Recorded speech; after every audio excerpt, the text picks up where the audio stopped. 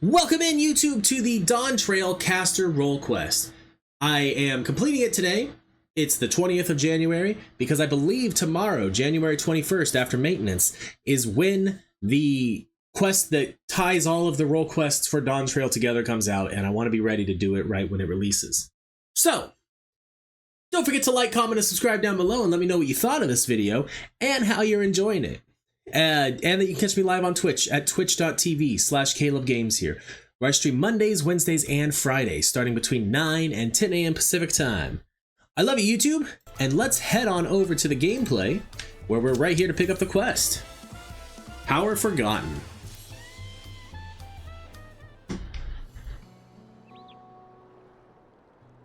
Oh, hello. Did Brook Evu send you to help recover our stolen treasure? Thank the heavens, and judging by your accoutrements, you're learned in the arcane arts, yes? If so, we've need of your power and wisdom.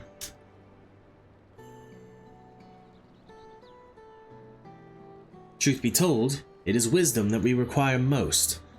You see, even though the treasure has been guarded by our people for generations, we know little of its true nature.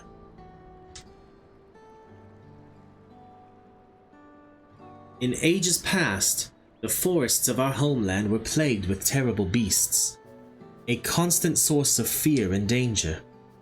To combat this menace, our mages spent many moons researching the treasure known as the Perch of the Apex.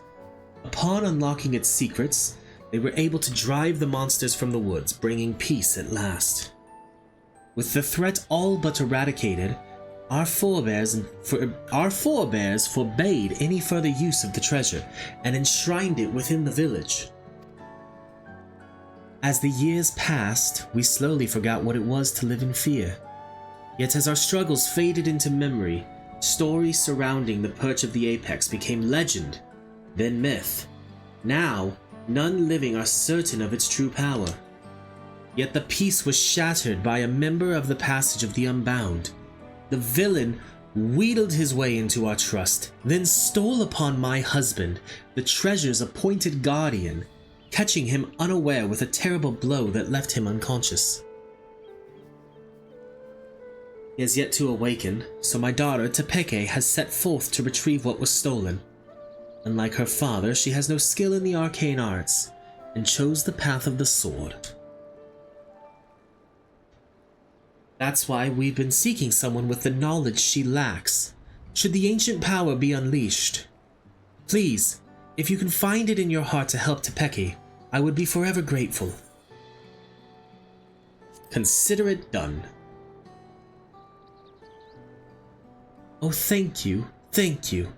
Now our only clue to the thief's whereabouts is from something he mentioned during his stay in our village. He spoke of his desire to bring change to a place called Hon. That is where Tepeke decided to begin her search, so she boarded a ferry bound there by the way of Wulimsa Lomensa with her trusted sword and shield close at hand. That's how you'll know her. She agreed to stay in Hon to gather information until aid arrived. I know nothing of the place, but it's likely she can be found in a marketplace or some such. Please, bring our treasure and my daughter safely home.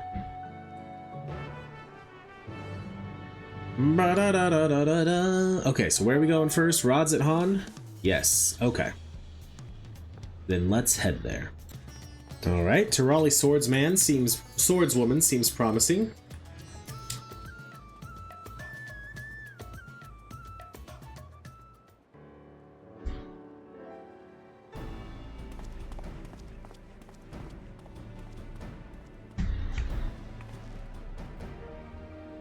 Oh, are you looking for me?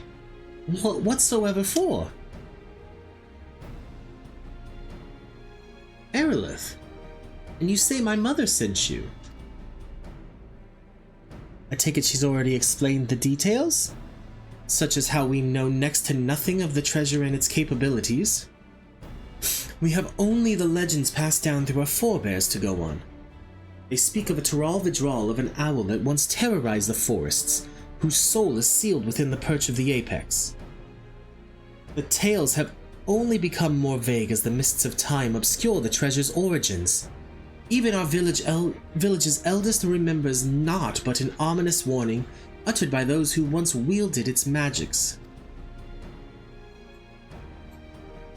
The master of the apex shall be showered with good fortune, yet leave only sorrow in their wake. It's clear that despite their own safety to the apex's power, our forebears viewed it as something to be feared. It must be truly immense. Now onto the matter of the thief. I'm white anyway, but I feel like the camera gets blown out. I'm gonna have to close my blinds. Even during our brief acquaintance, he made plain his desire to bring change to Rodz-et-Han. Naturally, I've started my search here, and I have been seeking anyone who's expressed dissatisfaction with the status quo. Sure enough, I soon heard stories of a recent arrival, a self-styled savior of Rodz-et-Han, who proclaims that he will lead the city to greatness and calls himself the Justiciar?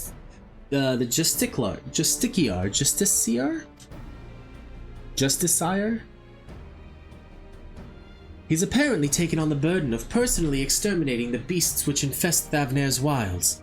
He made a great show of claiming he alone is equal to the task.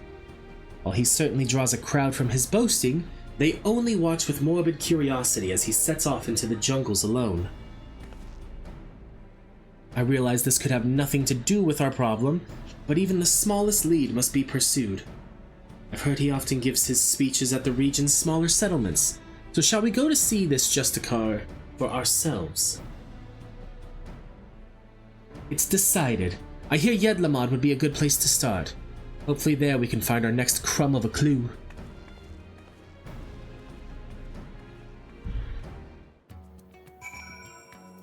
Alright, to Yedlamad.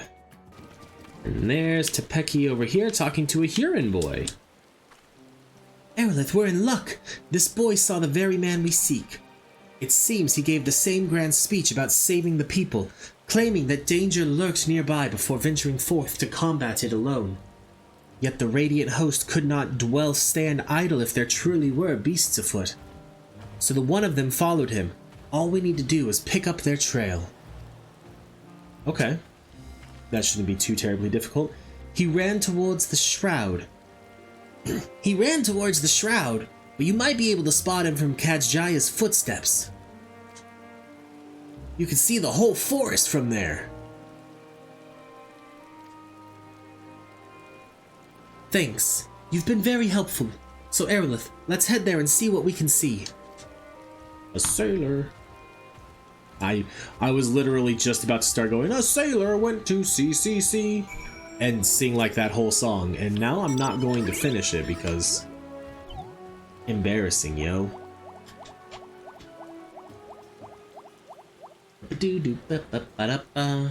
I'll hum it though, apparently.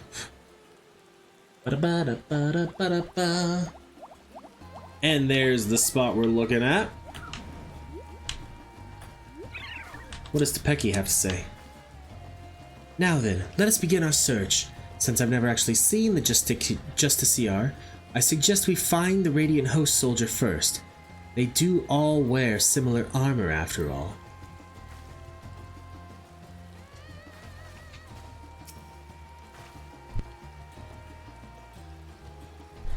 Now then, let us begin our... Wait, no. Oh. Okay. It's literally the same thing I had just read. Search your surroundings for the Radiant. You may move the camera as well as zoom in and out. Target the soldier and inspect him with right trigger and A.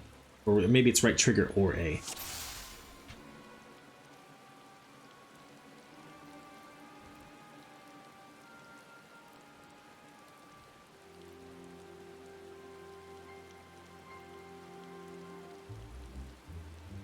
I'm gonna be honest, I'm struggling to see.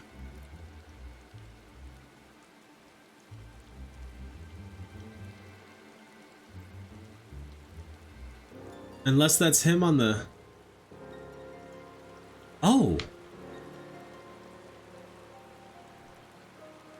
Okay, what does it say when we do the Fallen Fungar? Whatever that is, it isn't moving anymore. He was hard to see. That must be him. But what happened? We'd better get down there quickly.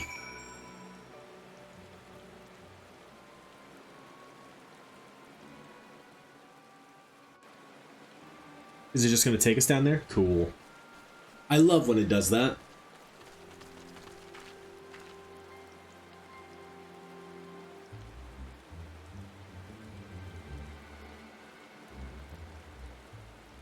Not to worry, Arilith.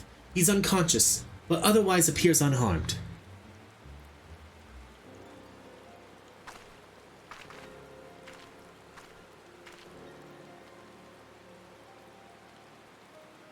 And there's the fungar.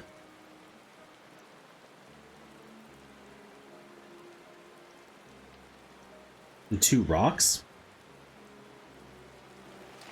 Ugh. What happened?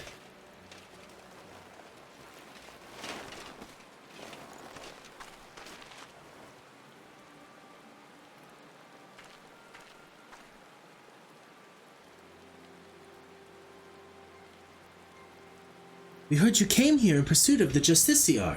Do you remember anything? Yes. I eventually found him. He was confronting that fiend that now lies dead.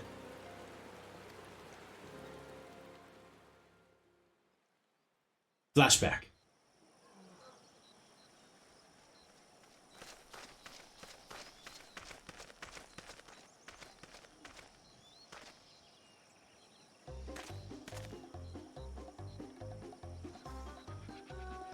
At last, the Justiciar graces rods at Han.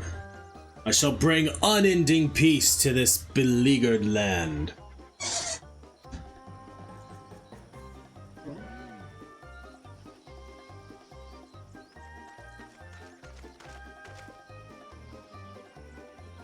Hold on.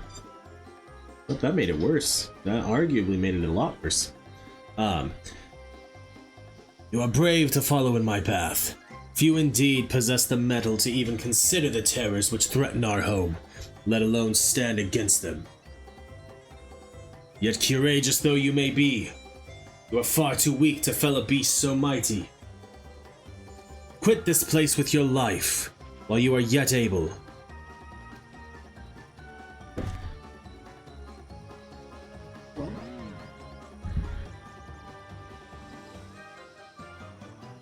I am of the Radiant Host. If I ran from such meager prey, I would become a laughingstock. How bold, to look death in the eye without flinching. I doubt not your conviction to defend Rods Han, yet I believe it pales before mine.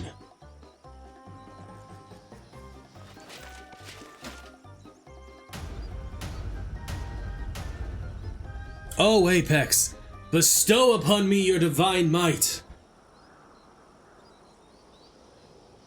Okay. Do you not heed my call? I require your power more than ever. Is something supposed to happen? Why? Am I yet unworthy? Or mayhap there is a button I must press.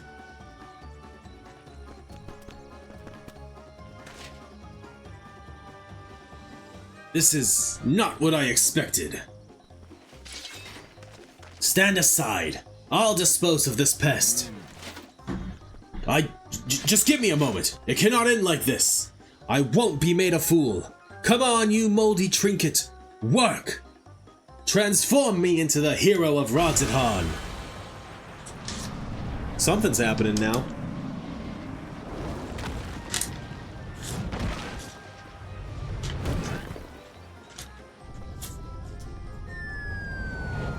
Oof.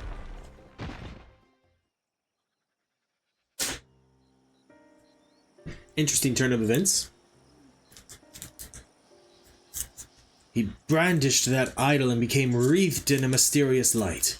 Then boulders started falling from the sky. Down they came, one after the other. That's when I must have been struck unconscious.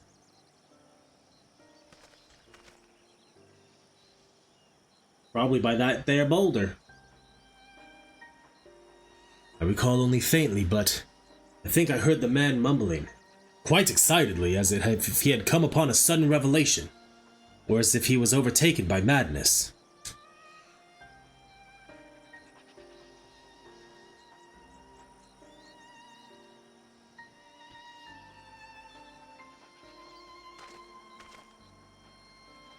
It seems he got away unscathed. Either he had an incredible stroke of luck, or whatever he was beseeching to actually answered. Then it's as I suspected. The Justiciar is the self-same thief who stole the perch of the apex. But no doubt he's long departed from here. First, I'll escort this fellow back to Yedlamot and keep a close eye on him. Head wounds can have dreadful after effects.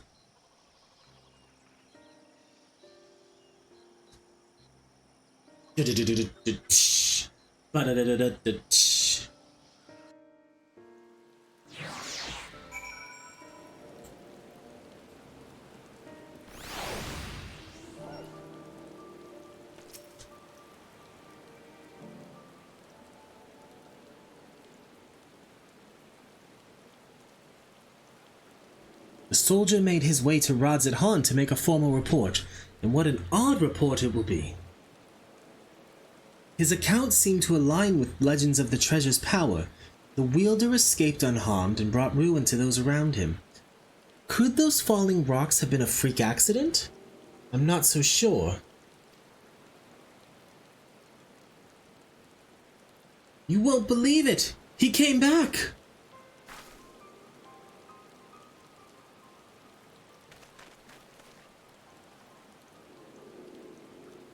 Who came back? The Justiciar. Yeah, not long after you left. That just seems like terrible timing. He said he beat up a monster that knocked out a Radiant, and he was laughing his head off. Did he really do that? Is he really stronger than the Radiant?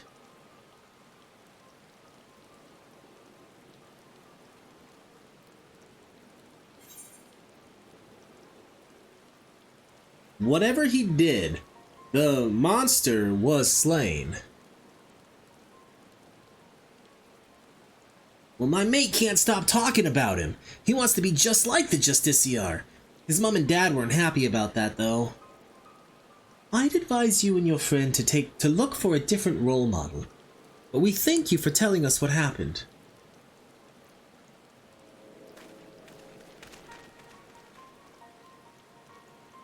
Well, there is one less fiend skulking about, I suppose. He may have been simply testing the treasure's capabilities, and as far as we know, he's yet to use its powers to evil ends. I find his motivations a mystery. To steal the perch of the apex by force, only to come here to Thavner and use it for good? It makes no sense. You've heard tell of this passage of the Unbound, yes? Many have ventured to Tuliolo claiming to be their victims, yet here there would be saviors. If he had such noble goals, then why did he stoop to such devious deception? What could he be plotting? That's neither here nor there. He stole from my people, and that misdeed can't be forgiven. The perch of the apex helped us win peace. By its might, our forebears built the foundation of the lives we now lead. Until recently it stood silent, a symbol of our pride as a people. It reminded us that we carved out a home within that inhospitable wilderness. Being trusted with its protections is a great honor.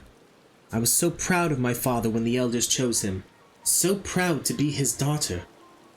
Yet since the day it was stolen, some of the other villages made their disdain towards him only too clear. I couldn't bear it. That's why I must get it back, to restore my village's pride and my father's reputation. There's still so much we don't know about the Justiciar, but we have to assume he's learned to wield the Apex's power.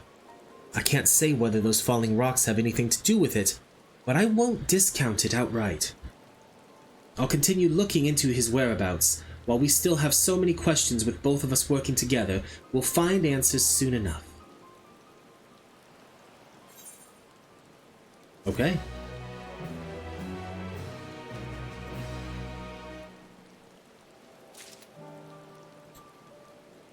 Alright, let's pick up the next quest. Ah, Arilith. I'm afraid there have been some developments that are less than encouraging. News of the Justiciar's actions have spread throughout the city, and with each retelling his deeds become more valorous. Younger citizens in particular seem to view him as something of an idol. Despite the creatures he hunts posing no real danger, he would paint them as mighty beasts in need of felling. Of course, the Radiant hosts are far too busy to trouble themselves culling every pest that casts a sideways glance at the city gates. Yet the Justiciar has twisted circumstances to his advantage. He proclaims to anyone who will listen that the Radiant host shrink with terror before these beasts, and that he's the only one who can eradicate them. Though you might expect such claims to be dismissed as wild ramblings, it seems no few people have fallen prey for his ploy. The whispers of his exploits among the youth have practically grown into a clamor. Yet we mustn't be discouraged, for his increasing fame only makes it easier for us to sniff out his trail, and where better to start than Rods at Hand. I'll see you there, Arilith.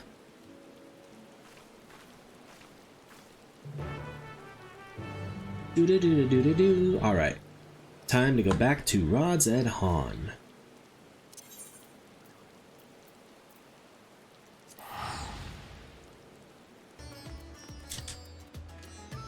Given how large the city is, let's split up to cover more ground. I already have a destination in mind, a high crucible. I hear the alchemists there can concoct all manner of tinctures and powders, including those which help in detecting traces of energies left behind by magics and enchanted tools.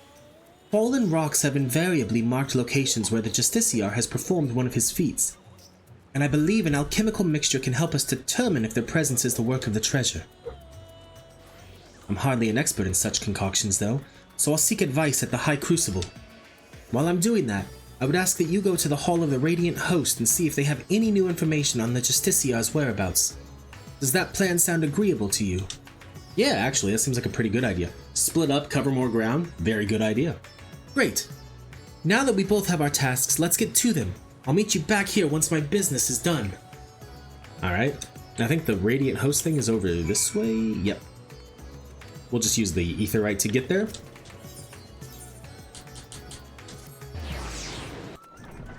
There's the preoccupied Radiant. I'm tired of hearing about this Justiciar. His popularity among the city's younglings is quickly becoming a cause for concern. Try as we might to refute his claims that the Radiant hosts are allowing monstrous beasts to run amok unchecked. You know how young minds are, impressionable and difficult to change once set. We initially disregarded him as a boastful eccentric, but his alarming sway over the populace can no longer be ignored.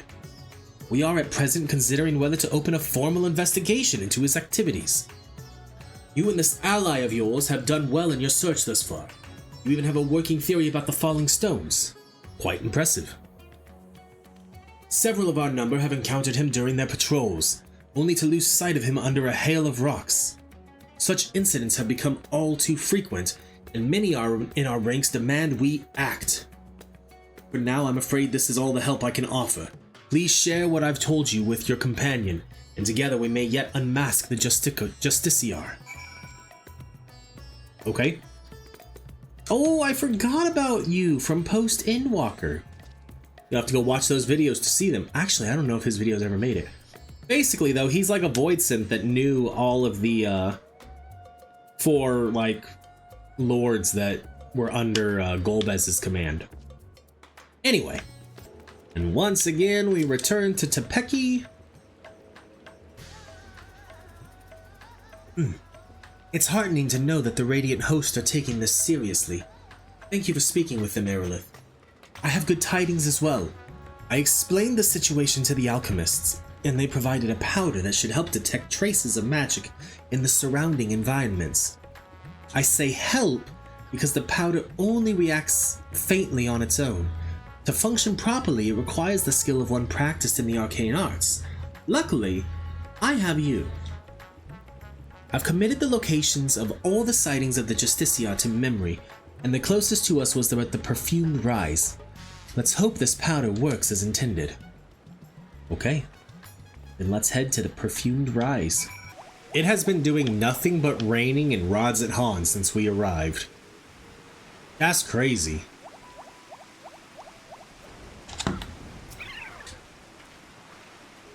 The Justiciar was sighted near here, and I didn't see any other conspicuous stones around, so I've sprinkled the powder all over this one. Now, concentrate your focus or inner eye or whatever it is that's the locus of your power, and see if you can't detect any unnatural forces. I will hold my paintbrush out to it.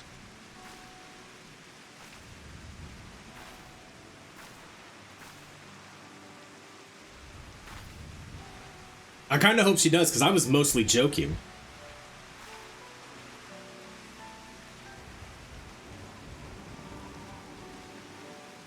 Nope, we're just going to hold up our hand.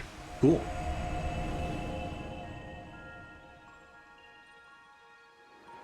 Well, this is interesting. And pretty cool, not going to lie.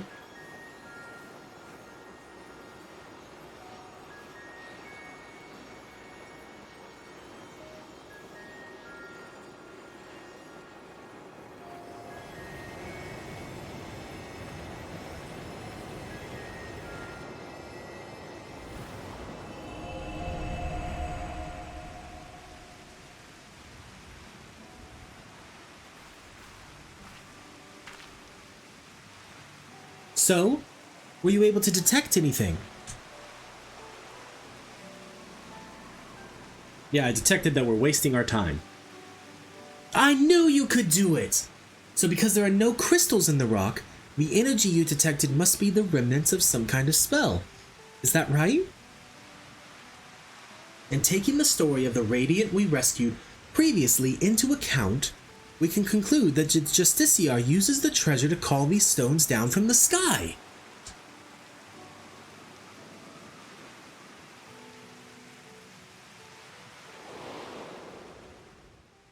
At least we now have an inkling of its true nature. Even so, not every question has been answered. The Radiant told us that even as the Justiciar stood before the creature, he seemed to have trouble calling forth the Apex's power at first. My father once said that the perch of the Apex is much like the wand he used to weave his magics.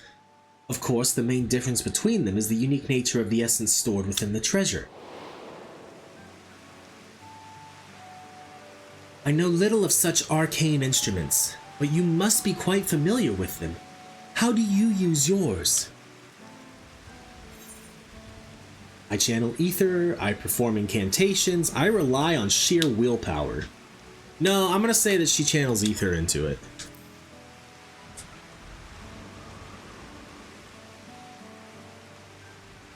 I see. Even with the right instrument, spellcasting requires the use of specific techniques. The Justiciar seems to lack any such expertise. So how did he tap into the treasure's power? That's the question! Now you're asking the right ones. I suppose the perch of the Apex possesses some unique method of activation. When I spoke to the representatives of the other tribes about their treasures, no one mentioned special techniques being required. Not that the relics should have much in common to begin with.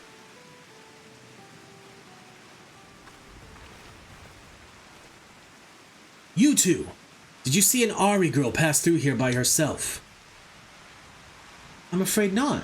What happened? Wait, I recognize you both.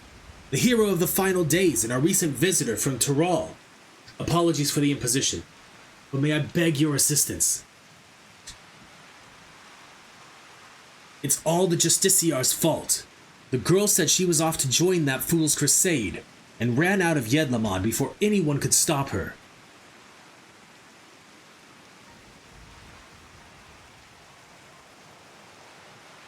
Her mother begged us to find her, but if she's following the Justiciar, she could be anywhere. You see, he's been sighted at locations scattered all over Thavnair. We can't stand here looking at rocks while the girl is in danger, especially if the Justiciar is involved. We have to help. That'd be much appreciated. We're searching places where the Justiciar's been spotted before, so perhaps you could start where he hasn't been seen. Good idea.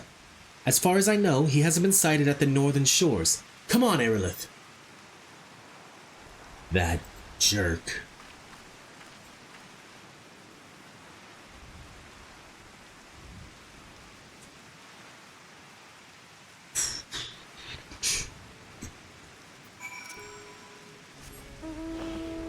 To the north! Or to the northern shores, to be more precise. This way. What do you have to say, Tepeke? I don't see her anywhere. I hope she's safe. Well, I'm gonna guess she's somewhere over here because this person's just chilling up atop. Oh, yep, look at that.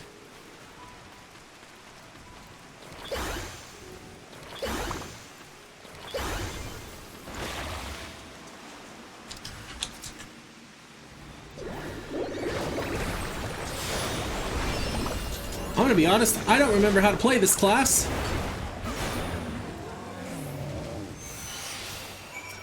That works.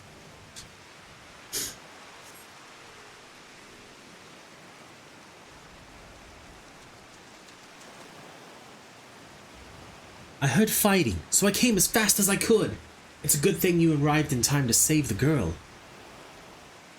Thank you, miss. Thank you. I'm glad you're safe, but your mother must be worried sick. You shouldn't wander off like that, especially not to look for a trickster like the Justiciar. What? You mean he's a bad man? Yes, exactly. He stole an important treasure from my village, and now he's using it to make himself look brave. But he needs it to kill the monsters to protect us. That's no excuse for stealing. He might have fooled you younglings, but the Radiant Host knows what he's up to. But he said he'd save us from the monsters. He's our hero. The Radiant said we shouldn't be scared, but we all know the Justiciar is the one who keeps us safe. We don't need the Radiant anymore. No hero can save the world alone. I would know.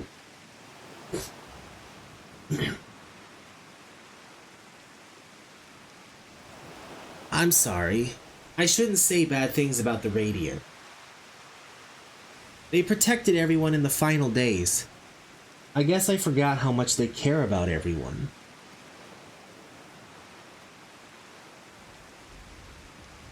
I'm sorry too. I shouldn't have spoken to you like that after all you've been through. You said the Justiciar is a thief and a trickster? I hope it's not true, though. He's my hero. Well, I'd best escort her back to Yedlamad.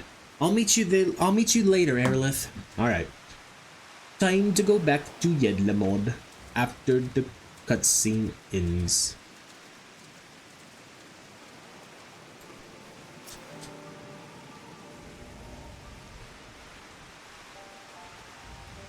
That girl and her mother are reunited, and I think we can both give ourselves a pat on the back.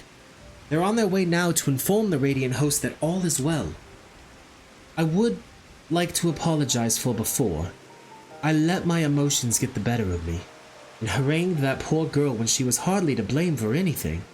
I really should have been scolding myself.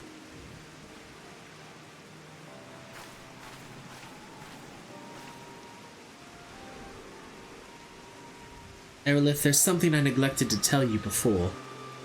The man who now calls himself the Justiciar came to us in the guise of a worldly merchant. He was eager to ask about the Perch of the Apex and its history, and I was equally eager to tell him, not even considering what he might do with the information. I'm not shocked. Honestly, that's the kind of story that all of these have been. I'm so proud of my father for being appointed as its guardian. I suppose I was trying to impress this stranger out of sheer vanity. That vanity led to my father being attacked and the treasure being stolen from under our noses. I have no choice but to make amends for my mistake and bring it back. Yet some are convinced that the Justiciar acts only to serve the greater good. I couldn't accept that he might not be as rotten as I thought and lashed out at the wrong person. From now on, I can't let my emotions cloud my judgment. I must remain calm and look at the facts for what they are, and the facts say that the Justiciar has done no harm to the people of Thavnair. Even so, the organization he serves, the Passage of the Unbound, is evil to its very core. If his actions at my village are not villainy, I don't know what is. The situation is fraught with contradictions. I still don't know what to think. What about you, Arilith? There are still too many unanswered questions. Even if he hasn't attacked anyone, his actions are stirring unrest. That is the thing. Because, yes, I agree. The girl said, we don't need the Radiant anymore. That's not good. I agree. He speaks of justice and heroism with great bluster, yet there's something we're missing. Thank you, Arilith, for your wise words. I sometimes find it difficult to keep my heart from skewing my perspective, so I'm grateful that you're here to help me see clearly. So it seems our objective is unchanged. We track down the man who stole my people's sacred treasure. Whatever his intentions may be, unraveling them comes secondary to finding the man himself. I'll continue to pour my every effort into the search, so stop by from time to time and I may have something new to share with you. Cool. Cool, cool.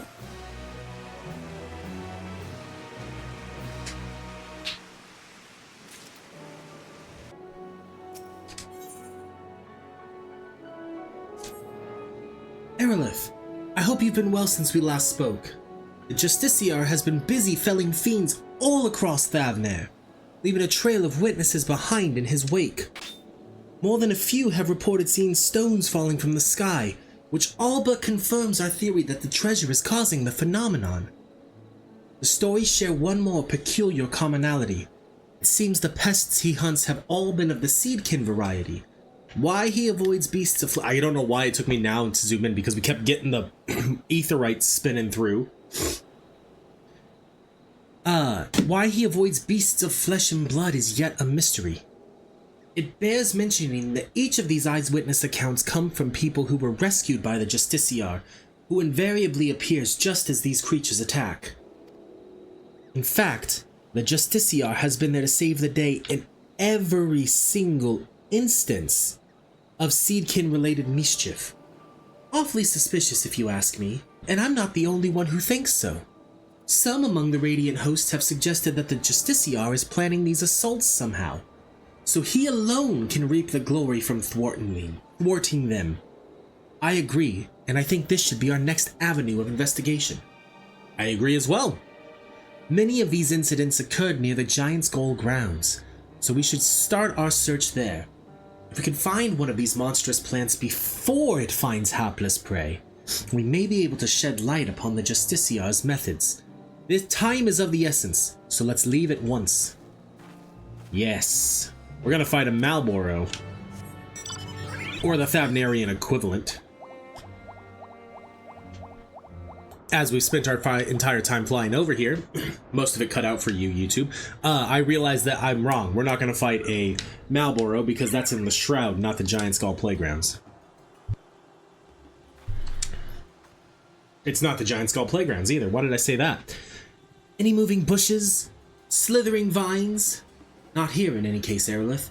I'll search the western path. Why don't you search east? If you see something, don't strike to kill. Weaken it, then capture it with this rope. We'll learn much more from a live specimen. Okay. How far this way do we got to go? Not too far, but like just far enough where it would be a pain to run, but here we go. Use the sturdy rope to capture a weakened seedkin. Oh no, I was still right though. Look at that! It is indeed a Marlboro, it's just the seedling. Holy and white. One more hit, maybe? The enemy is weak. Use the sturdy rope. Okay. Back to what's her bucket? Tepeke. Once again, like, it's just far enough that running there or riding on the ground would have been annoying. I see plenty of fauna roaming about, but the flora all seem to be of the rooted to the ground variety. Perhaps my hunch was incorrect. No, check this out. You found one! In fact, this is exactly as an eyewitness described. Why don't you keep it for the time being? Bring it to the Great Work and I'll ask my acquaintance there to examine it with all haste. Okay. Let's fly to the Great Work. We could teleport, but honestly, with load times and everything, it'd probably be about the same. Alright. Kindly Alchemist. Mistress Tepeke told me what to expect. Well then, let's see the thing. Here you go.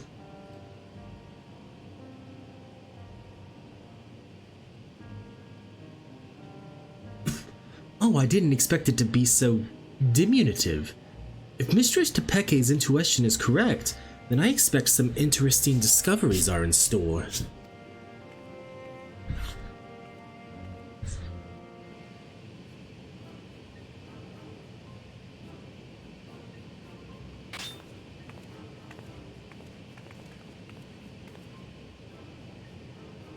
You've brought me quite the fascinating specimen indeed. I can say for certain that this creature's growth isn't natural in the slightest. Biologically, it's still but a sapling, as you can tell by its size. Yet it is the result of a specific alchemical mixture which is used to spur the growth of seeds and mycelium to an unnatural degree. The agents have a side effect of making the creatures more aggressive, which explains why such a small specimen would so boldly attack beings larger than itself. Yet the solution requires ingredients most rare, and the cost of procuring enough to synthesize it would be beyond the means of most. So whoever is behind this, they are likely well heeled. As for the creatures themselves, if they were all grown artificially, perhaps that explains why most of the incidents involved small seedkin. Rather than wait for them to mature naturally, the Justiciar must have accelerated their growth so that he could deploy huge numbers over a short span of time. In fact, his plan likely requires they be small, weak foes in order to guarantee his victory. After all, the great Justiciar can hardly be expected to bear the blemish of defeat. With these new details brought to light, it's almost certain he's staging these attacks on the common folk. Now we have a new perspective to guide our search. Perhaps you should return to Yedlamad. I hear the Justiciar is the talk of the village and they doubtless have stories to share. A splendid idea. Thank you. Your findings have brought us a step closer to unmasking that villain. Let's hurry to Yedlamad. The more accounts we have of the Justiciar, the better our chances of predicting his next move.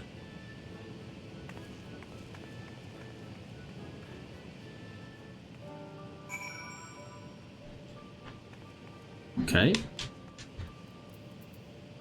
I think we'll just teleport there. Alright, Alert Radiant, what do you got? Rest assured, the Radiant host are well aware of the Justiciar. Every day we receive more reports of him combating beasts in the surrounding wilderness. These encounters are never on well-traveled roads, it seems. They occur in remote regions that we scarcely patrol, along routes that are only used by a small number of merchants and porters. We've concluded that the Justiciar either has uncommon knowledge of the behavioral patterns of these creatures, or that he keeps close company with a merchant who travels those obscure paths. Interesting. But also probably not wrong. And then we get like the few seconds of sprint. And since the enthused youth is right here, we'll talk to them before using our sprint. Oh, you're hungry to learn more of the Justiciar. He's amazing. I was lucky enough to catch a glimpse of him on the road leading here, facing down a fearsome creature. I don't know how he did it, but he called down rocks from the sky to knock that thing flat. The Radiant host were away on patrol, so if he hadn't come to our rescue, that brute would have marched right into our homes. He shouted that he was the savior of Rods at Han and even waved at me. Oh, he looked so impressive with the sun shining behind him. Alright, one more person to talk to. Watchful Man. Hello, Watchful Man. What can you tell me? Don't tell me you've come chasing that half-baked savior. The younglings might be taken in by his honeyed words, but anyone with experience can see that he's nothing but a charlatan, and I have a story to prove it. A merchant I know took a tumble as he was transporting his goods. Not long after comes the Justiciar. Oopsie. He may go on about slaying beasts, but a real hero would never ignore someone in need, even if they were just suffering from scraped knees and a bruised ego. Okay. Well, let's go finish up the quest now. And then we have, I think, just 3 more to go, which is pretty cool. We will be well ready for tomorrow. And then I'm going to find out that we're not even getting the quest line tomorrow, and it's going to be like, oh well.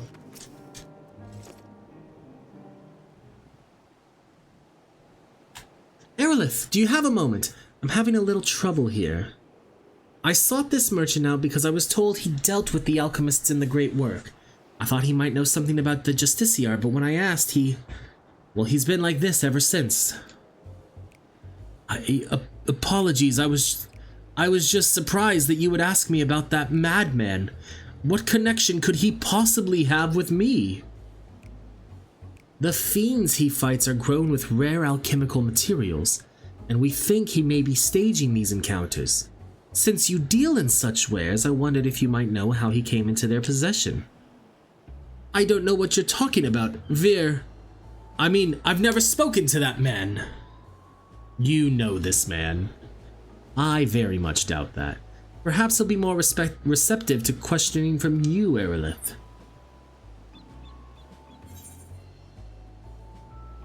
He seems to have intimate knowledge of trade routes in alchemy. Who taught him, I wonder? Come now, any merchant with a nose for profit has good relations with the alchemists. By your way of thinking, any one of us could be in league with Virzon.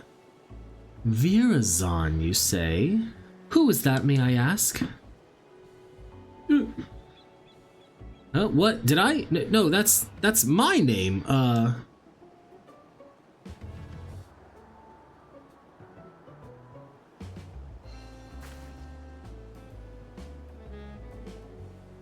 I'd be a fool to continue this charade any longer. My son Virazon is the one you know as the Justiciar. To be suddenly confronted with his litany of misdeeds, I quite lost my composure. You're his father? Then do you know how he came into the possession of such rare materials and knowledge? He stole them from me. My most valuable materials and my precious maps. Yet I was the one who chose to hide that fact, and I bear the blame for the consequences. What can you tell us about him as a person? Virazon was obsessed with tales of legendary heroes, even from a young age. I paid a great deal of money to have him tutored in the art of the bow. He became quite skilled at it, in fact, but not quite as skilled as his arrogance led him to believe. Due to this, and perhaps a lack of ambition, he never aspired to true greatness. Instead, he came to rely upon fanciful equipment and exotic potions, rather than honing what skill he had. It pained me to see him fall into dissoluteness, but he would brook no counsel. So several years ago I gave him enough coin to support his lavish lifestyle and told him to never speak with me again. He didn't, until but recently, when he darkened my doorstep once more. And that was when he stole your goods? Aye. although I would have willingly given them if he had but asked. He was rambling almost incoherently, saying that his heroic deeds as the Justiciar had caught the eye of someone named Apyahi, leader of the Passage of the Unbound, whoever they are. He claimed that under the guidance of his newfound allies, he had obtained a great power, power enough to eclipse all heroes who have come before and shall come after, as he put it. It seems he gives what money he still has to these people. To think that for all his fanciful words, he has only deigned to grasp at hollow glory, all at the expense of Rodzithan. There was no greater shame as a father. Given what we know of this shadowy group, they most likely aimed to sow discontent through Virazan's deeds. He may be so blinded by his own desire for adoration that he can't see whose hands are pulling his strings. You're saying that he's being used? If that's true, then I can no longer remain silent, despite what shame it may bring. I see now that sharing my story might be the only way to save my son. Indeed, I suggest you tell the Radiant Host at once. Of course, we'll be pouring out every detail into stopping him. Thank you for giving me direction. I didn't imagine our meeting would end this way. Well, now it has. Truth be told, I'm not entirely unsympathetic towards Virazan. I basked in my father's reflected glory while having none of my own to speak of. The glory Virazan seeks is similarly false. I too shall visit the Radiant Host and have them spread word of the Justiciar's true nature. If the people are wise to his trickery, they will be far more likely to aid us. He'll soon learn that a legend built on lies is no match for true heroism. Let's go.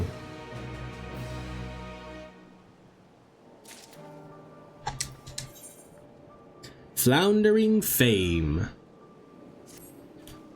Greetings, Arilith. Virazan's father has been as good as his word, and has confessed the truth of his son's actions to whomever will listen. Even among the younglings, far fewer sing the Justiciar's praises. The tide is turning in our favor at last, and the Radiant Host are making ready to tighten the net. Speaking of which, they had curious news to share. They've been examining the stones left behind by the Justiciar and noticed a pattern. They were all varieties of rock commonly found near the site of each encounter. For instance, near the Giant Skull's grounds, the Justiciar seems to have called down a hail of what else but Giant Skull. I have my own theories about what this means, but I'd like to hear your thoughts, Arilith. The rocks were summoned, not moved. Indeed. The perch of the apex likely lifts whatever stones are nearby and brings them crashing down to earth. If our suspicions are correct, we're one step closer to unraveling its mysteries. But despite these favorable developments, the Justiciar's popularity remains a problem. Even with the recent blow to his credibility, his most ardent followers still idolize him. In fact, I hear he's handing letters to the youth of Rodzithan. Though their contents are a closely guarded secret, all the more reason to investigate, don't you think? Once we get to Rodzithan, if I question people around the marketplace, could you cover the city's western quarter? I understand what she's saying now. Once we get to Rodzithan, if I question the people that are around the marketplace, would you cover the city's western quarter? That's where his younger followers tend to gather. After we've collected enough information, let's share our findings. See you again at Rodzithan, Arilith. To Rodzithan, then. Sulking youth. The Justiciar gave me that invitation himself, only for some thief to snatch it right out of my hand. Huh? You believe in the Justiciar too? Well, I didn't have a chance to read the whole letter before it was stolen, but he's gathering his most devoted for a special audience. The bastard who stole my invitation is clearly up to no good. He even muttered something about getting revenge. But who could hate someone so noble? Well, because he's not noble.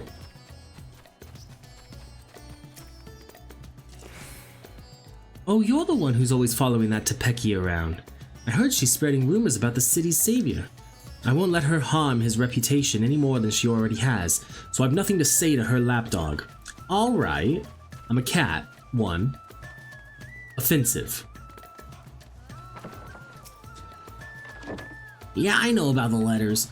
Me and my friends didn't get one though. The grown-ups get angry if we talk about the Justiciar. But guess what? I heard Zassal talking about him over by Mayride's Mahane. He had a big grin on his face too. Does that mean the Justiciar isn't a bad man like the grown-ups say? Alright. Most useful hint points to the merchant Zassal having some connection to Virazon, who was last seen near Mayride's Mahane. So let's head that way. It's true what they say. A fool and his gill are soon parted.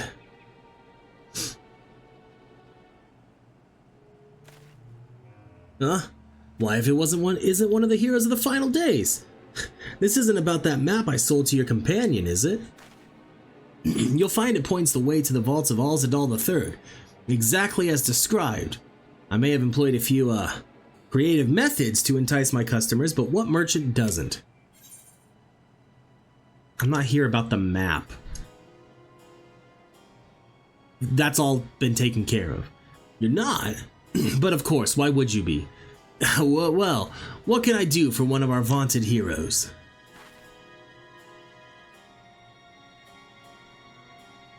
You're after the Justiciar. Your choice of quarry is unusual to say the least. But perhaps I can help you along, eh? A young man came asking for a map to open the way to Uznair. I sold him every map I had, assuring him that the one he needed was among them. I suppose he found it, as I hear these letters that were handed out contain a copy of a map.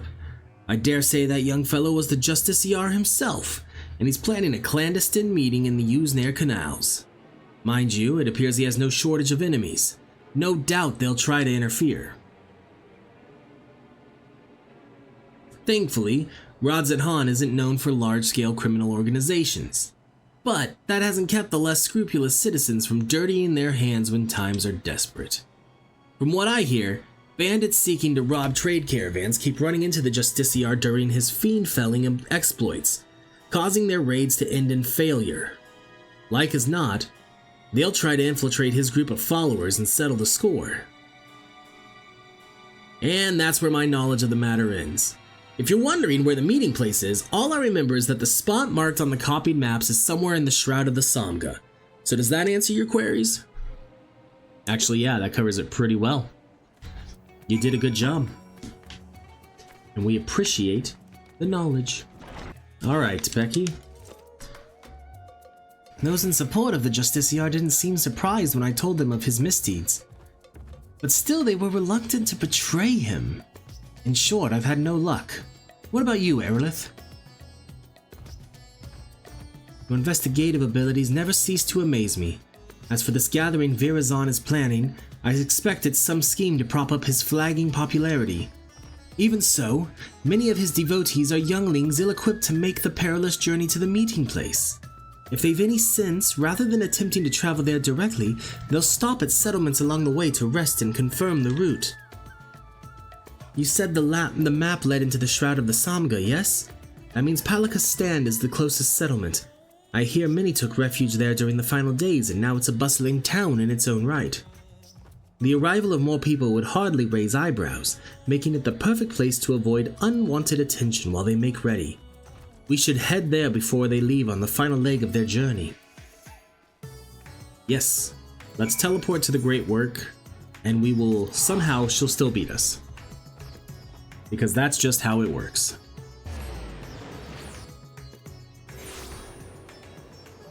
Okay. Not the Great Work. Why did I go here? Now I understand. Now I know why she's going to beat us to Palaka's Stand. It's because we went to the wrong place. Boy. Here we go.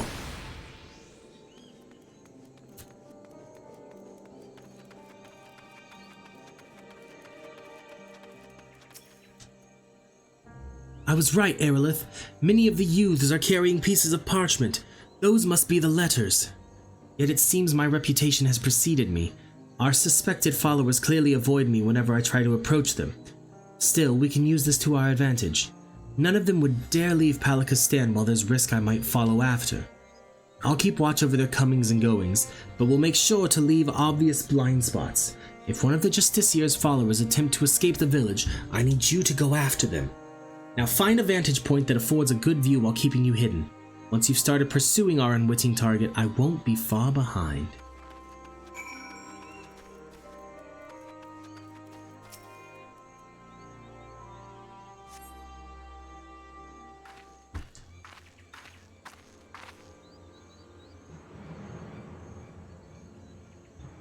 Do.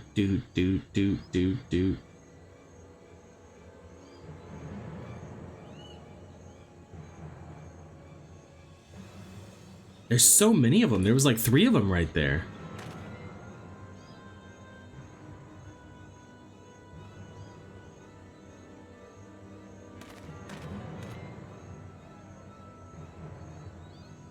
I don't feel like we were that hidden at all.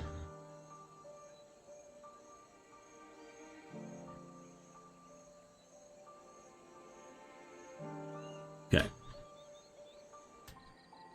Follow the young man from a safe distance. The objective will end in failure if you are noticed or if you fall too far behind. Should you fail, return to the starting point to reattempt. It's fine. We're not gonna fail. Time to follow the map.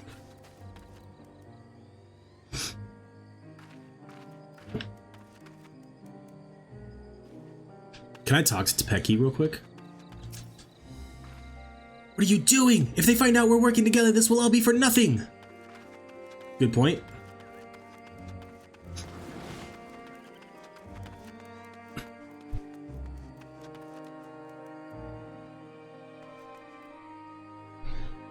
Is someone there? No. Just don't double back, please. I'm in the clear. I need to hurry.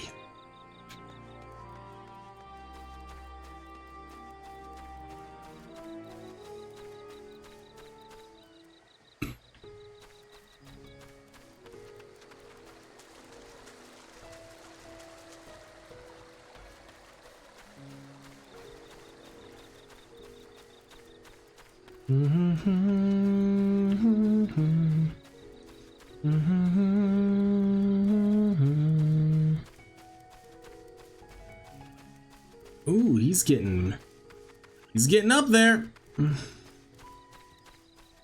Break the line of sight, break the line of sight. Did something move? Nothing moved. Nothing moved. It's just my imagination. You're right. What are you? It's a new feedy. Oh! Let's try and catch up real quick. The map points here. Oh. That was easy. That was so easy.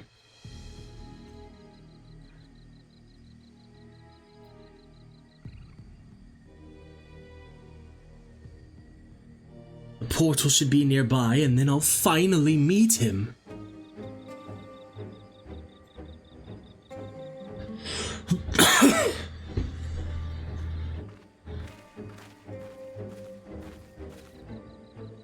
What? You're the hero who saved us from the final days. What are you doing here?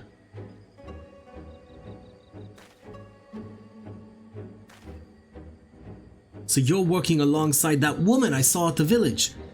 I've heard about the rumors she's been spreading, but I had no idea she'd enlisted your aid. The Justiciar saved me, you see. I was transporting goods for a local merchant who was too miserly to even hire a proper escort. A ferocious creature ambushed me, but my savior appeared from nowhere, and saw off the beast. I owe him my life. That's why I came here, to see if there's any truth to the rumors. But now I understand I'm in over my head. I'm going back home. Here, you can have the map. I trust you to take the measure of the Justiciar and to share the truth with us all.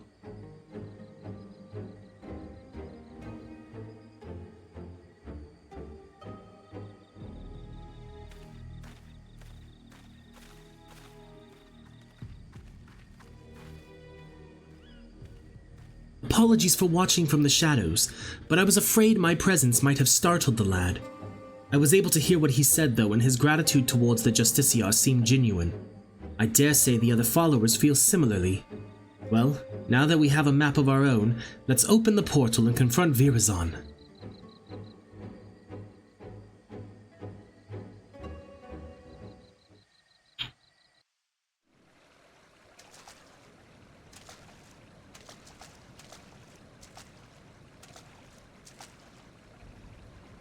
We both look so shocked.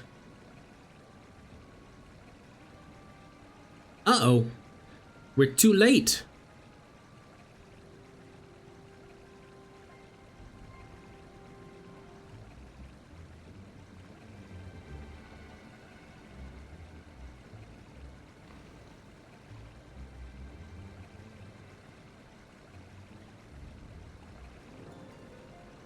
What a sight. Did the treasure cause this?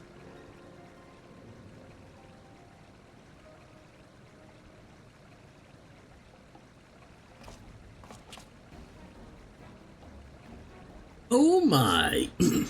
If it isn't the hero who saved Rodzidhan! Nay, the world itself. I never expected someone so vaunted to attend my audience, but I am honored nonetheless.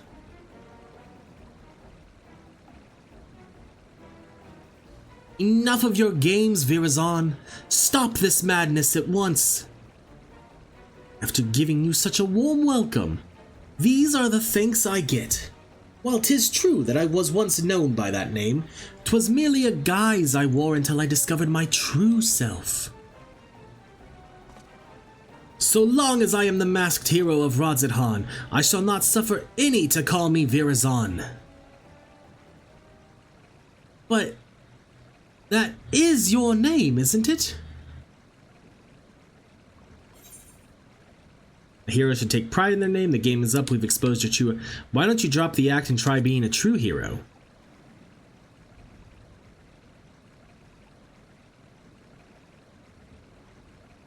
A true hero, you say? Indeed. Perhaps casting aside this mask is the price I must pay for the adoration I am due.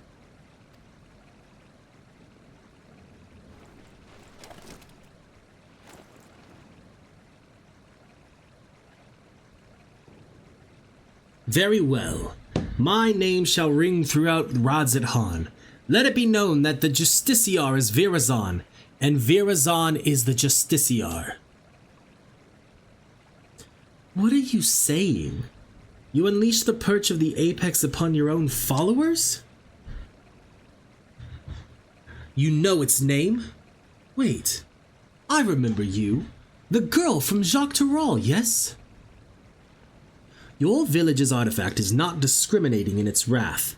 Some among my followers harbored wicked intentions, and it brought sorrow unto my enemies. The true of heart caught in the aftermath were merely unfortunate. But they believed in you, even though you tricked them. What kind of hero are you?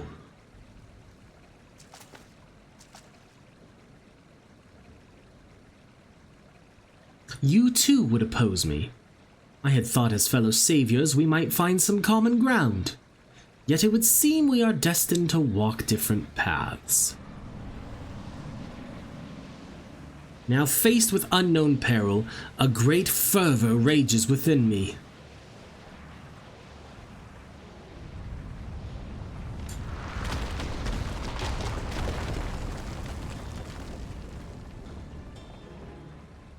However, here is not where we shall match wits. No, a more fitting battleground is in order. We will meet again soon. You have my word.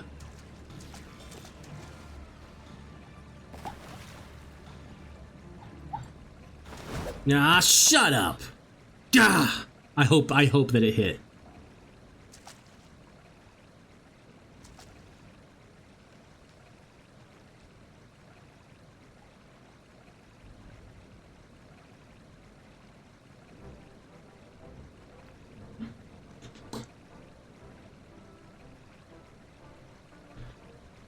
So, can you tell us what happened here?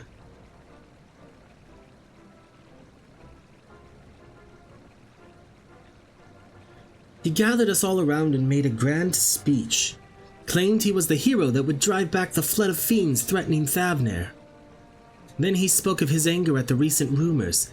He told us to go forth and repair his damaged reputation, so that the people would love him again. He became quite impassioned, in fact. As for us two, we were here to teach him a lesson, biding our time until his back was turned, but we couldn't stomach his self-righteous drivel any longer. He acts like he's a god come to grace Thavnair, but most people have grown wise to his tricks, including the Radiant Host. We stepped forward and told him as much, then demanded that he admit he's been pulling the wool over everyone's eyes. That's when he started waving that thing about. We soon learned about the rumors of its power were true, and rocks started falling down around us. Even us true believers were not spared. There was nowhere to run. The Justiciar said such power cannot be fettered, and that sacrifices are unavoidable, and all the while he was laughing. We pleaded with him for mercy, but that just made him angrier. He flourished the object again, and yet more rocks assailed us. It was horrible. Stones, big and small, raining down endlessly, until you two appeared, that is. Thank you for telling us what happened. I only wish we could have arrived sooner. Now, just to set things straight, it was you two that brandished your weapons first, yes? Well, I don't deny that, but we were only trying to bring the truth of his misdeeds to light. Thought we might have had some personal scores to settle on top of that. Before I left Palika's stand, I asked the Radiant Host where to look out for anyone returning from the wilderness. I suggest you head there and seek their aid. While you're there, share with them what you've just told us, and as for the pair of you, don't even think about running away or you'll have to deal with us.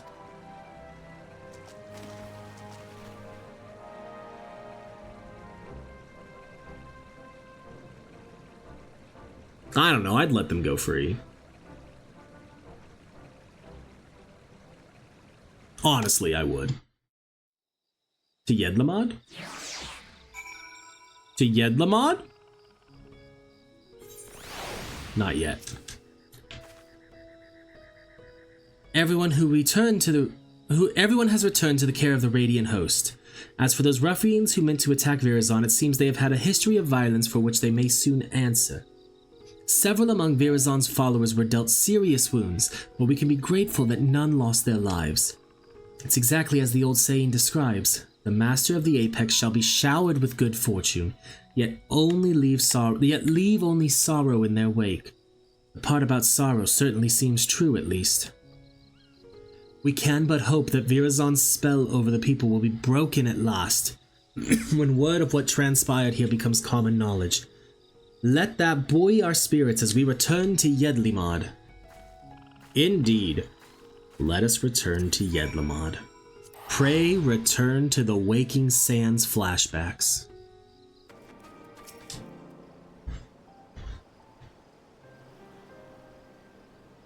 Well, that was certainly an ordeal. Although Virazon got away, we can look back upon what transpired to plan our next course of action. It appears that the treasure takes rocks from the surrounding environment and makes them rain down upon the wielder's surroundings. However, the power seems to be somewhat haphazard. While Virazon himself wasn't struck, the boulders assailed friend and foe alike. Something else has been nagging at me as well. The stones we saw on the canals seemed quite a bit larger than the others. I don't know what to make of it, but I will give it some thought. We still don't know exactly how he controls the Apex's abilities either. We must focus on these mysteries as we continue our investigation. As for Virazon himself, he was just as his father said, wasn't he? His so-called heroism is an empty charade, like a child playing at being a hero from their storybook. He seems motivated by a vain desire to gain the love of the people, yet he cares nothing for their well-being. He'll learn his lesson soon enough. None will sing his praises after word of what happened at Uznir spreads. Even he must know this.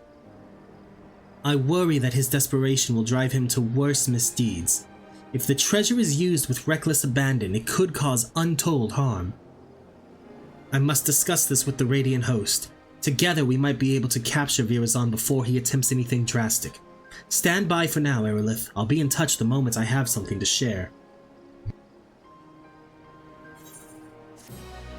Okay. Next quest. I think there's 2 left.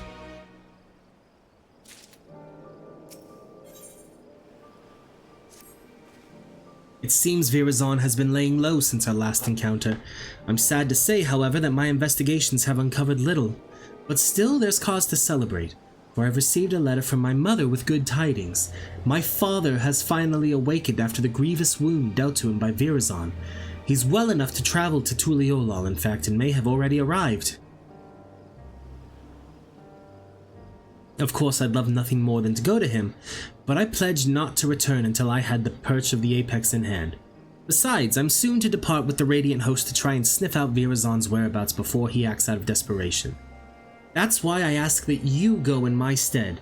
As the treasure's guardian, no one living is more knowledgeable about its history than he.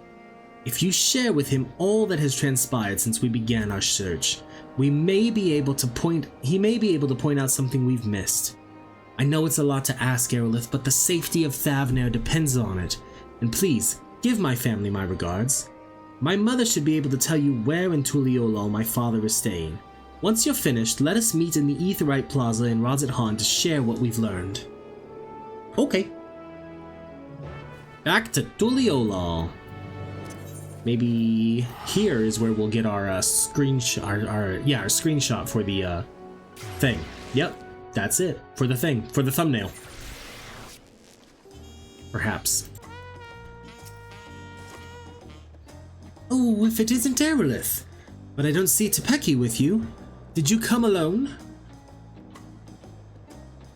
I'm glad to hear my letter arrived safely, and that Tepeke seems to be as tenacious as ever in her search. Her father, Netsi, has already arrived here in Tuliolal, but has barely stayed in one place since. He seems desperate to help Tepeke from a distance in whatever way he can. He told me he was traveling to the Pierionan's Plain in search of information he assured me was quite vital. If you wish to speak with him, he'll doubtless be in the area. I believe that is in Shiloni? Yeah. Mahawatsawan is the closest.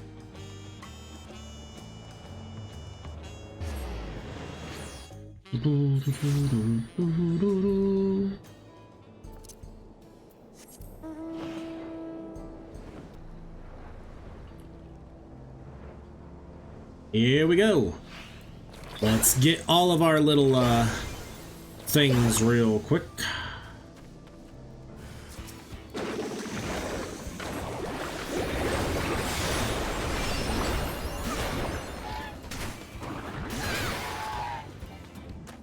All right.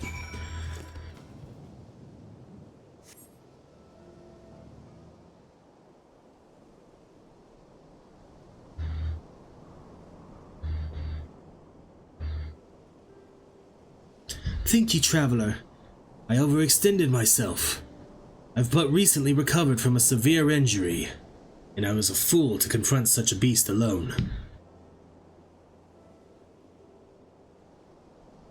So you're the Arilith I've heard so much about. I owe you many thanks for all you've done to recover the perch of the Apex. News of your progress in Thavnair is most heartening. Despite my position as its guardian, I never knew it could rain down stones from the heavens. Since arriving in Tuliolal, I've done what I can to shed light upon the Tural Vidral sealed within the treasure. After the nations of Tural were unified, some left our village to build new homes in the city. I've sought them out to see if they know anything of use. Unfortunately, none could offer insight into the treasure's magics.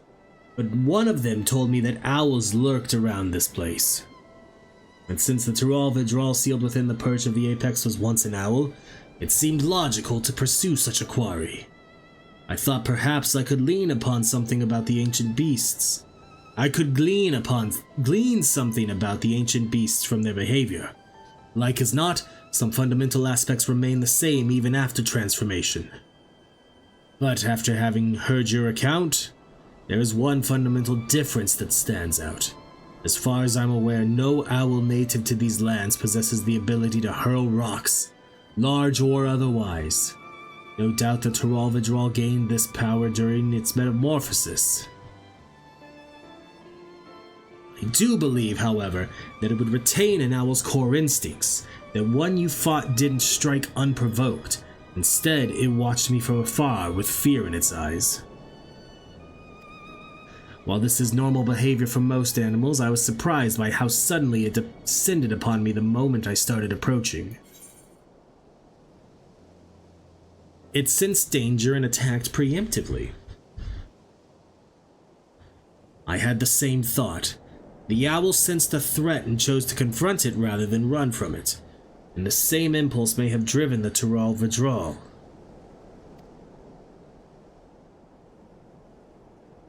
Indeed, that correlates with something I heard from one of my countrymen who had relocated to Tuliyollal. He spoke of a continuation to the tales passed down from the elders. No hunter's arrow could fell the apex. It was struck down in a storm of its own wrath, made wild by a heart of fright. Thus was it sealed away at last. Now, judging from the owl's behavior, I can theorize that the treasure is activated when its bearer senses danger. And according to the story, this power can easily get out of hand if the bearer is panicked. Of course, this theory must be tested first. Virazon will certainly use the perch of the apex again. When he does, I ask that you and Tepeke pay special attention to the circumstances leading to its activation.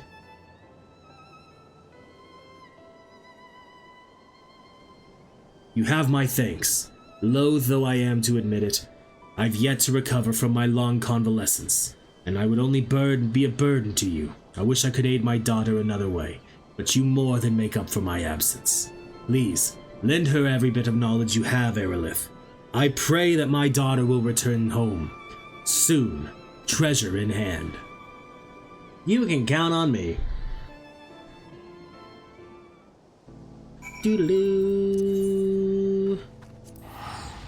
Ba-da-da-da.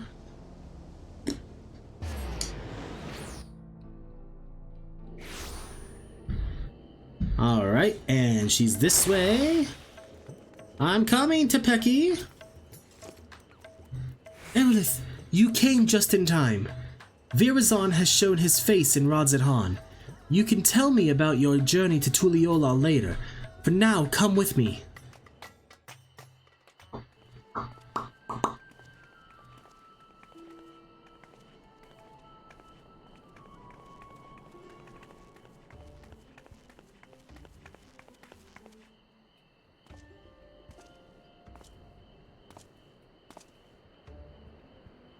Ha! Are you surprised? Thanks to the sage counsel of a fellow hero, I have decided to doff my mask. Although my face may be unfamiliar, I believe you know who I am. I was once the Justiciar, but now you may call me Virazon. I am Thavner's protector, its savior, its hero. You may have heard salacious rumors that I have orchestrated the very attacks which I so valiantly drive back. That I was behind the catastrophe at the Uznair canals. I am here to assure you that these are false aspersions all, cast by those who are envious of their betters. I give my life for this fair city and its people, and I would give more still if I could. What should we do? It might be best to lock him up before this gets out of hand.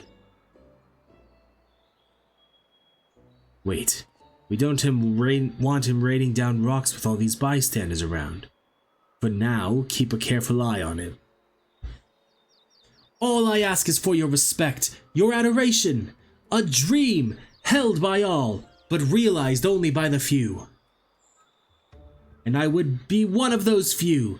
I have proven myself worthy of being your savior, and now, with an entire city watching with bated breath, I shall declare my intent to reach even higher.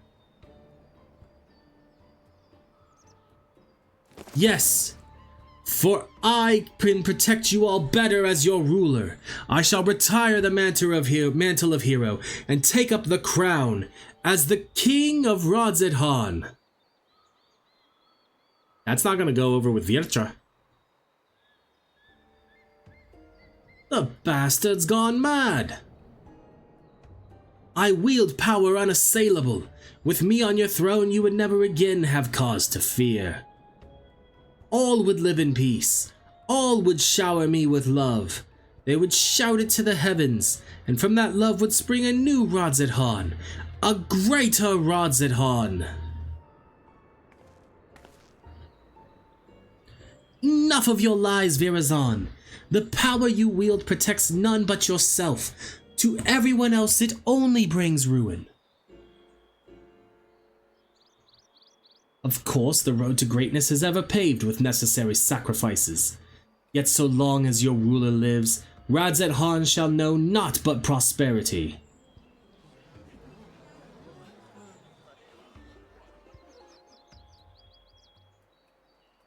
You think you're better than Master Virtra. He bore this city and its people on his back while you look fit to collapse under the weight of your own armor. You're no leader. You're a damn joke. Does this man speak for you all? Is there not one among you who would follow me into a brighter future? Ah, but I am nothing if not monogamous.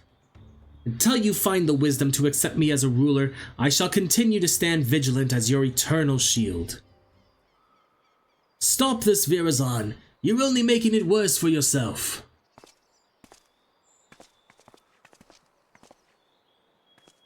Can't you see you've become a laughingstock? Give up this facade and answer for your sins. Do so now, and the Radiant Host may yet grant you mercy. My sins? Are you not the one poisoning the people against me? Do your worst, I dare you. It will only make me more powerful. I know not what is in your heart, son, but please end this madness. End it and return to me, my son.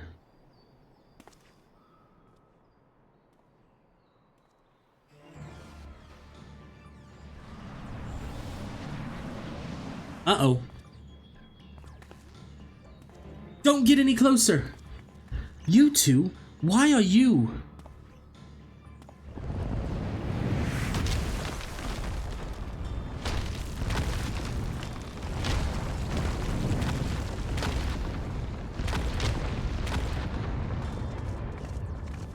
What?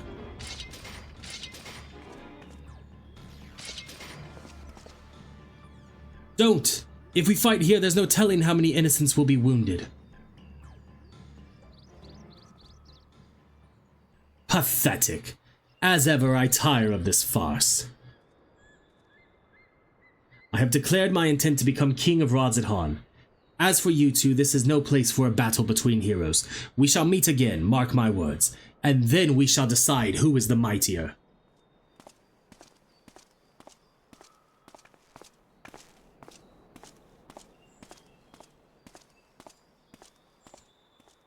Alright, Arilith. I think you should have let her take him.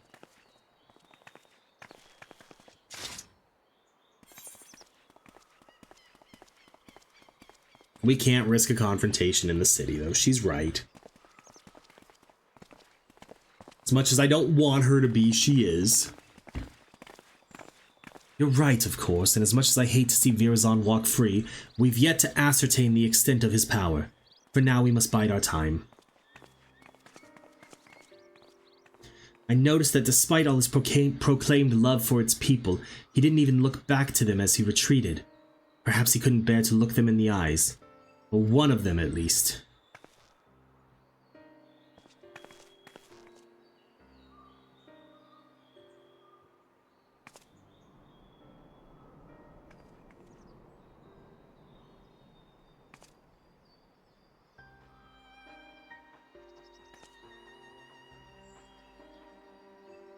And why might that be?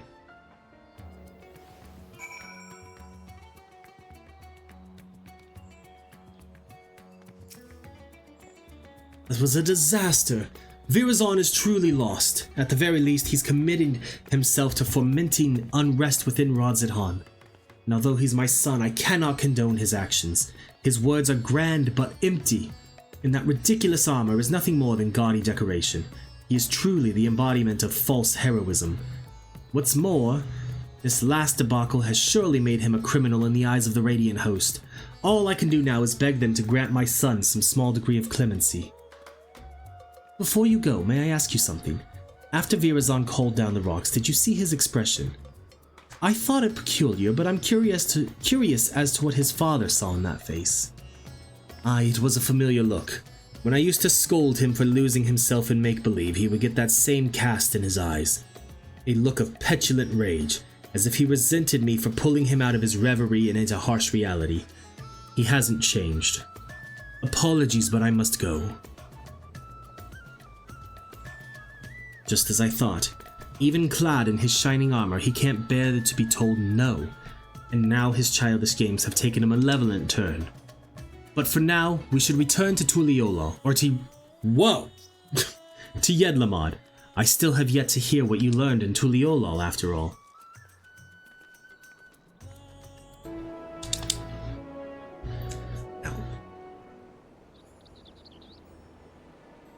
Now that we have some room to breathe, I'd like to hear about your journey to Tyrol. Did my father have anything to share? Well, we talked about owls. I'm heartened to know he's well enough to go chasing after owls and such, though I wish he'd take more care. Thank you for saving him and for bringing me this theory concerning the treasure. If it really is triggered by a sense of impending danger, that might explain why Virazon had trouble using it the first time. He wasn't truly afraid of that small fungi until it was almost upon him. It also explains how he can wield the Apex's power despite having no training in magics. It responds to emotion, not intent. So much is falling into place. He goaded the Radiant into apprehending him because he knew the threat would be answered. You saw how nonchalantly he quit that plaza, almost as if defying someone to stop him. Virazon truly believes himself to be untouchable. I think his words and deeds align with the theory well enough. As for that curious fragment of a story, it seemed to imply that the Tyrol Vidral lost control in a panic. Perhaps its strength grows in proportion to the danger it senses, and when that danger is too great, well... You saw what happened at the Uznair canals in Rodzithan. You were present both times, as were others who wished Virazon ill. And both times we saw stones much larger than we've seen before. Now I understand why he's so eager to face you. An opponent of your caliber will strike fear into Virazon's very core, and that fear will summon a power greater than any he's ever known. Power enough to bring a hero to her knees. Or so he thinks, but we know better. We'll use that arrogance to our advantage and bring him crashing down to the earth. Although we may have to contend with falling rocks for a time, in a straight fight, he'll be outmatched, so we must strike fast and we strike hard, until that fancy armor is nothing more than mangled steel. Although you may prefer to put your foes to sleep and whatnot, we know he has an arsenal of alchemical concoctions at his disposal. That's why I suggest a bit of good old-fashioned brute force. Will you unleash your most fearsome destructive spells? I'll be your shield. Don't even think of holding back. Yeah! Look forward to fighting by your side. Now we simply have to find a suitable arena. I shall consult the Radiant Host as to the location. Once that's decided, we'll confront Virazon for the final time. Alright. Let's do this. Yeah.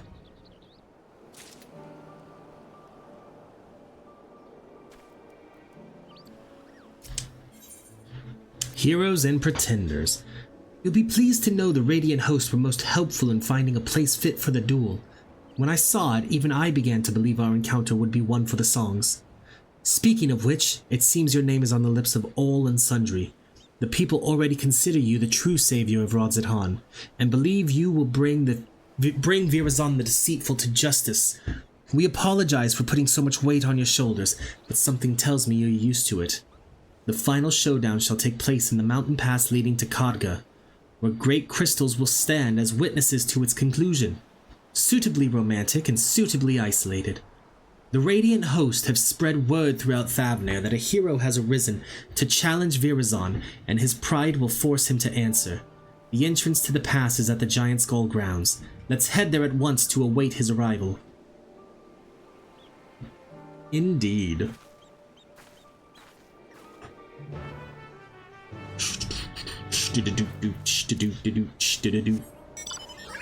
Alright, to the Giant Skull grounds. Srammel here has opened the way towards Kogda. I'm certain Virazon will arrive before long, and then we'll wipe that arrogant grin off his face. But first, we should check our gear and gird our loins for battle. Are you ready, Arilith? Of course. Absolutely. I've never been more ready.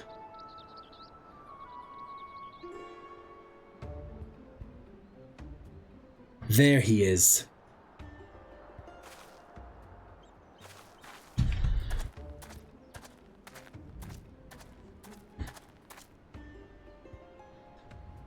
Through the cragged peaks of Kogda, desolate winds blow over the field of battle. Oh, what a fitting location you have chosen for the conclusion of this legendary rivalry.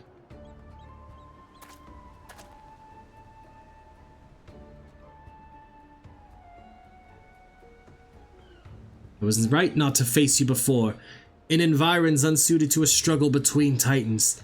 Now my patience has been rewarded and my heart races in anticipation.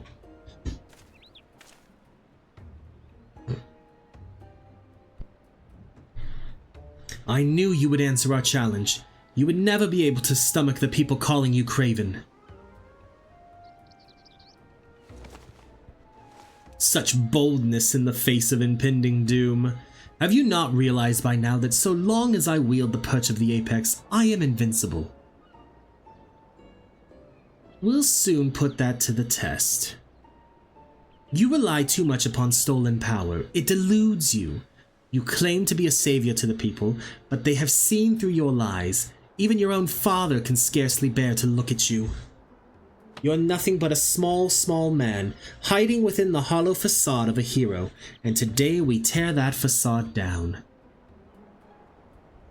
Will you now? You may have the metal, but have you puissance to claim the mantle of hero? My mantle?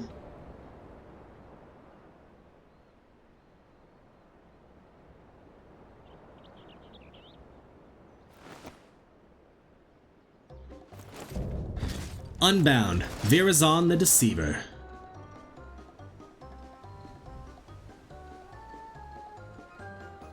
The time for words is past. Follow my lead. Wah! Okay. It's lead following time.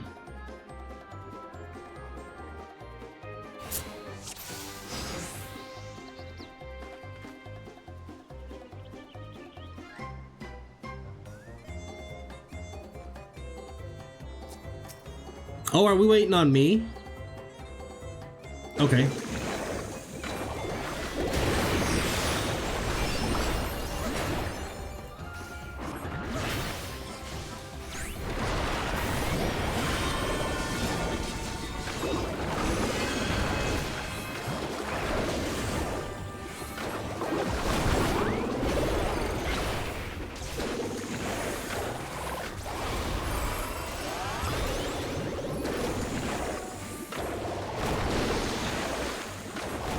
Boy, their health drops quickly.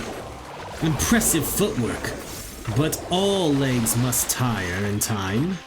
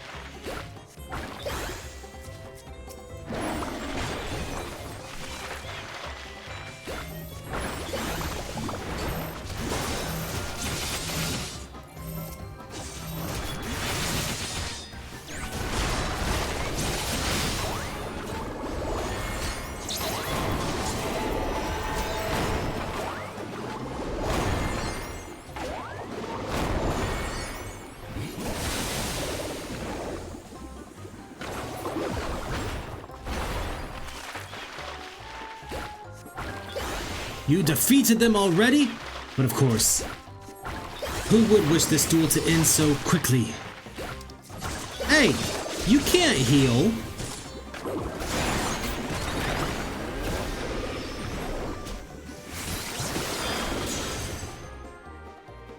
Yeah. What? My armor! My armor!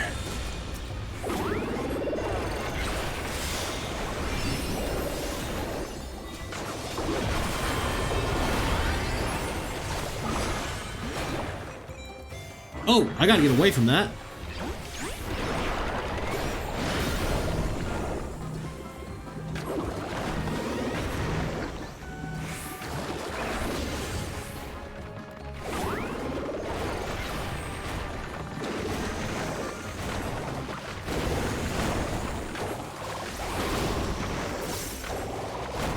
Come on, Virazon.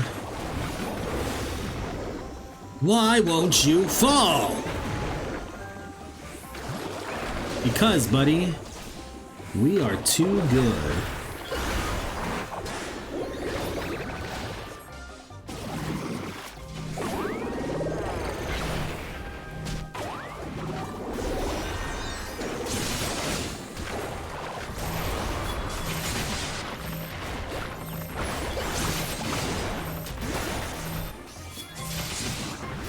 And he's gonna come back with more health than ever now.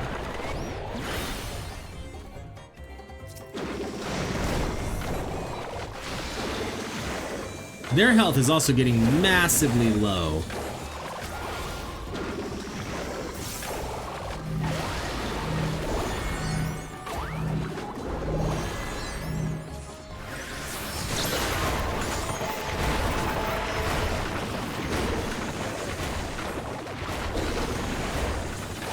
Ugh, I cannot lose. Actually, buddy, you absolutely can. And you will.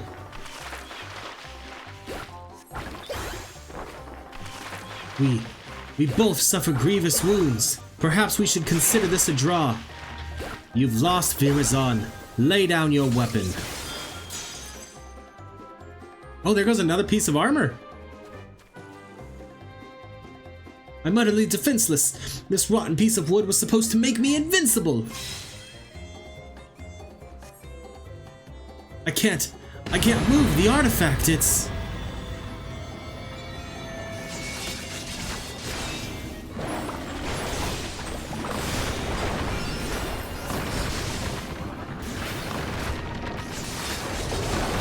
It's out of control.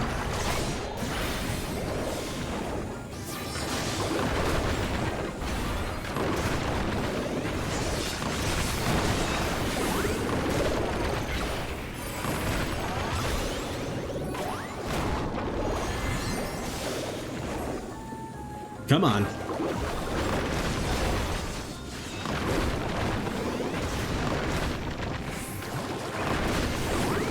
Come on.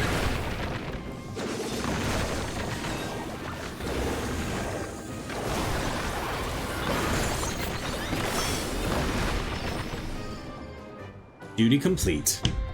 Let's go.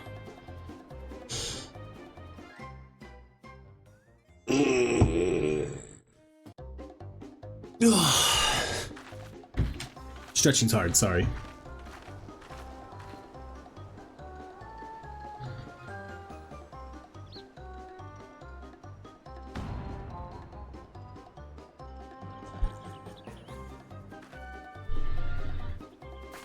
He's out cold. Now to take back the treasure. What? This can't happen. A hero never falls. I must retreat. Yes, a tactical retreat. A noble retreat. So that the Justiciar may live to save another day.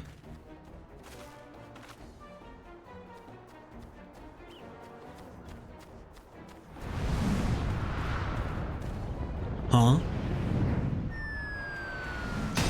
Oh. Oh boy. That can't have felt good.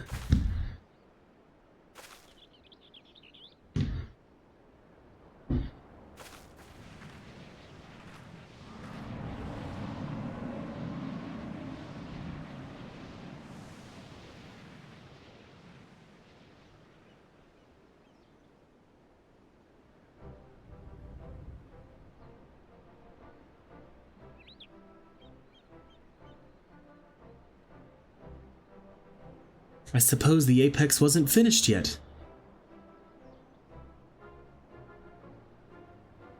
And it seems that Virazon, in his cowardly haste, neglected to look skyward.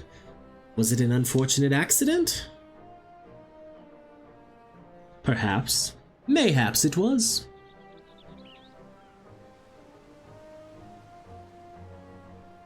Or fate delivering his just deserts.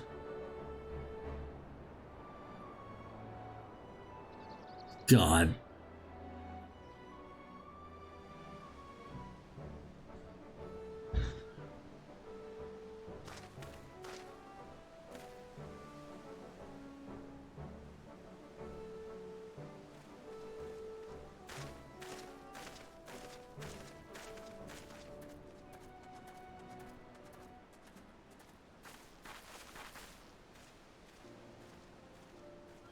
He claimed to be Radzadhan's savior, yet he sowed only discontent among its people.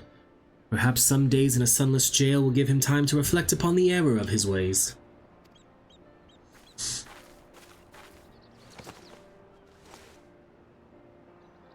And now, I've finally recovered the perch of the apex. Thank you for coming this far with me, Arilith.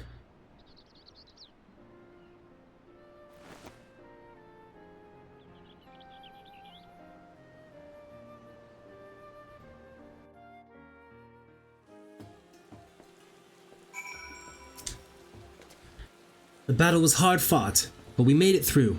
Virazon is in the responsibility of the Radiant Host now, and now that I've done what I pledged to do, I must return home and bring the good tidings to my mother and father. Yet before doing so, there are many others I must thank. In the meantime, can I count on you to meet my family at Tuliolol for one final farewell? My parents will surely be glad to see you again. Yeah, let's go say goodbye to Mom and Dad.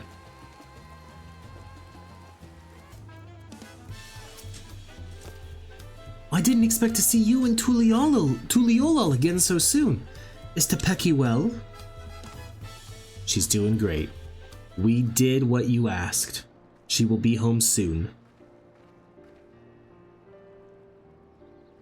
She really did it.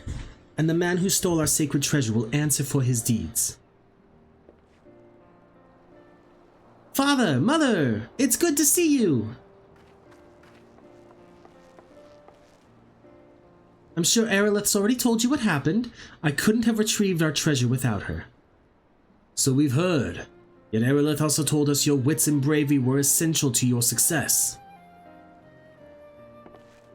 On behalf of our whole village, I thank you for guiding Tepeke in her quest, Arilith. Now the perch of the apex must be returned, and put under careful guard once again. The story of the Tiralvidral's demise proves that we are not meant to wield its power as our own. I'm sorry, Father, but I disagree. Once I return to the village, I want to tell everyone what happened in Thavnair.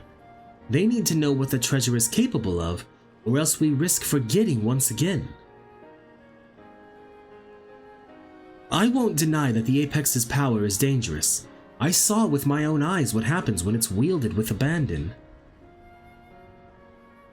Yet during the course of our search, I also saw potential. If we fully understood how it worked, we could use it without risk to ourselves or other people. We could turn something we once feared to our advantage, instead of letting it become obscured in legend. I can see the reason in that. We must be ever ready for danger, even in times of peace. Should our safety be threatened, the treasure may grant us a means to protect ourselves. But can we be trusted to use it responsibly? Great power breeds great desire. Someone with the same ambitions as Virazon may arise again, perhaps from among our own. I dare say that once I've regaled them with the rise and fall of the Justiciar, they'll think twice before following in his misguided footsteps. As our forebears relied on the legend of the Tiralvidral's fate to forbid the treasurer's use, we can rely on the story of Virazon's fate to urge caution, and this time we have someone who lived through it to tell the tale. Of course, if I'm going to be guiding people in safe use of a potentially dangerous treasure, I see no choice but to inherit my father's position as its guardian. Some may raise their eyebrows at the prospect of a loose-lipped Tepeke serving as the perch of the Apex Protector, but I've grown from my mistakes. And who better to tell the tale of Verazon's and Tepeke's failure?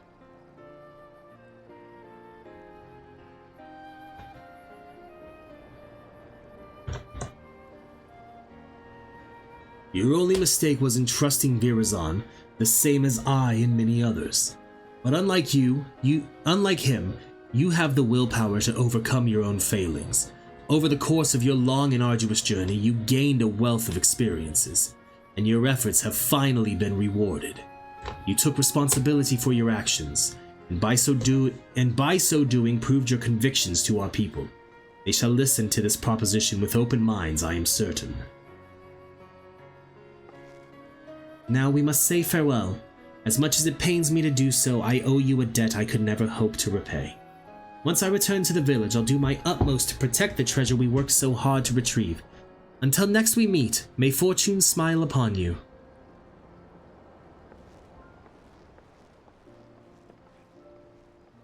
Ooh.